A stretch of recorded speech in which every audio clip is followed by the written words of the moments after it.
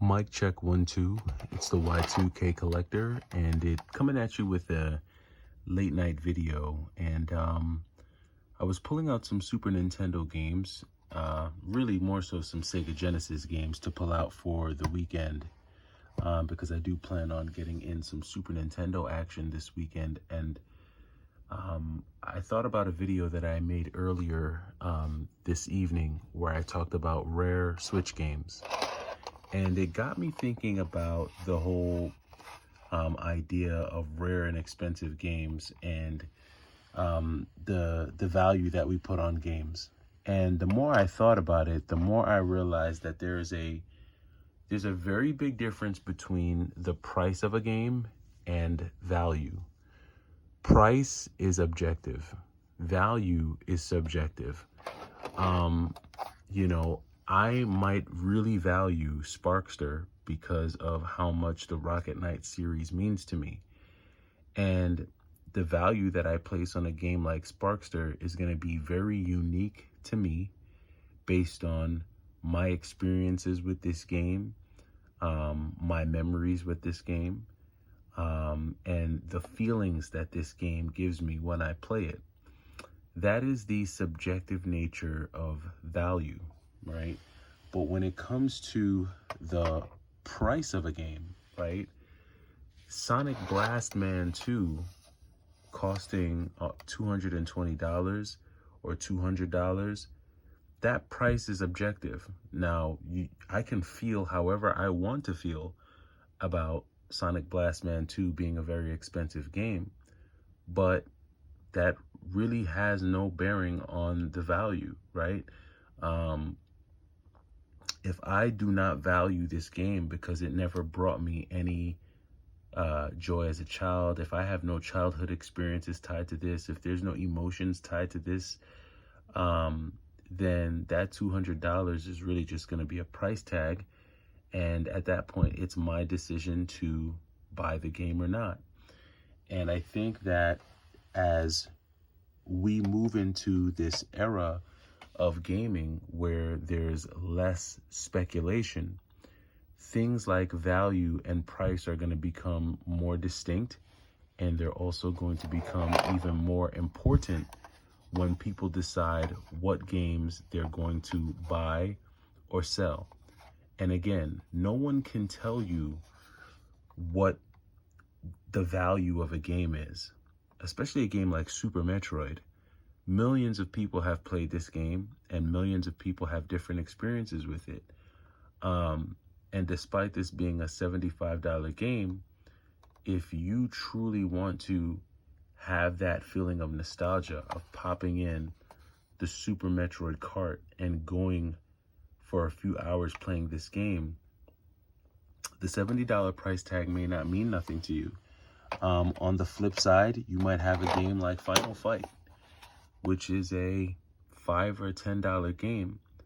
But I specifically remember my brother bringing this game home back in 1992 and just staring at the cover, staring at this artwork, staring at how different these two guys looked. I remember being a kid looking at this label and thinking, man, these guys look absolutely different. This dude looks like a square. This guy on the right looks like my math teacher. And this guy on the left looks thugged out, looks like a cholo. And I remember just staring at this cover art. And then, because back then, if my brother wasn't home, I couldn't play the game. And at the time that I looked at this cart, I hadn't watched him play the game yet, so I didn't know what type of game it was.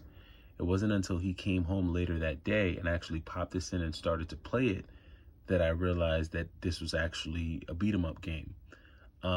And it's funny because when my brother first turned this game on, I got excited because I thought, because, it looked a lot like Streets of Rage. As a kid, any game that involved characters, walking to the right of the screen, to me, it was just another version of Streets of Rage. So I got excited when he put this in because I thought that, like Streets of Rage, it was a 2-player game and I'd be able to play.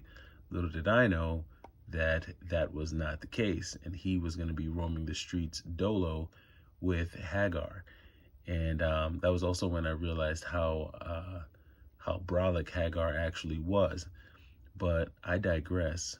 A game like Final Fight, no matter what the price of this game is, whether it's $1, $10, or $100, no amount of money can determine the value that this game has for me, because of what it means to me, because of the feelings it brings me.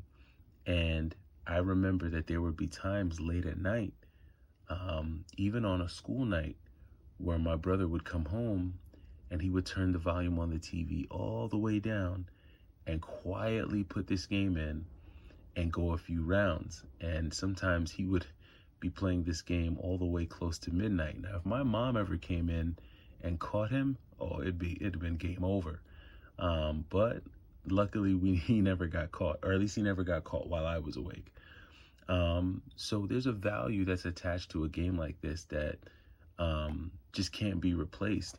And even though Final Fight 2 is the better version of the game, and I enjoy playing Final Fight 2 probably a little bit more than I like playing the original Final Fight, it'll just never mean as much to me as the original Final Fight. So what is the point of what I'm saying? What I'm saying is that don't ever let the price of a game determine its value to you, because they're two very different things.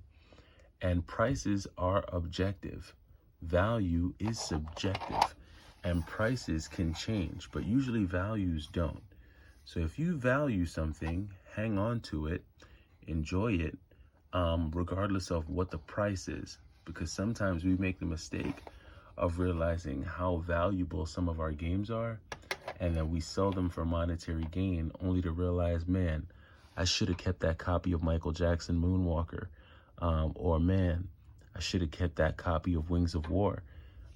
All because we got blinded by the price and forgot the value. And we tend to do this with a lot of things in life, not just video games, not just toys and comic books, but sometimes even with the people in our lives, and just the different things that we encounter on a daily basis. It's funny, somebody commented on one of my last videos that I'm the video game psychiatrist. I don't think I'm the video game psychiatrist, but I do like to correlate a lot of my gaming experiences to what I go through in real life, because as I've said before, life is one big RPG game, man. And there are cheat codes that you can apply to your own life that'll help you get to the end faster, or achieve your goals faster. And there are stages in life where, like most RPGs, you got to just grind it out.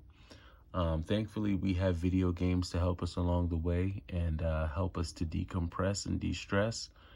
And if your video games bring you that type of value, then regardless of the price, hang on to them, because there is a difference between the two. It's the Y2K Collector coming at you with a late night thought. Take it easy.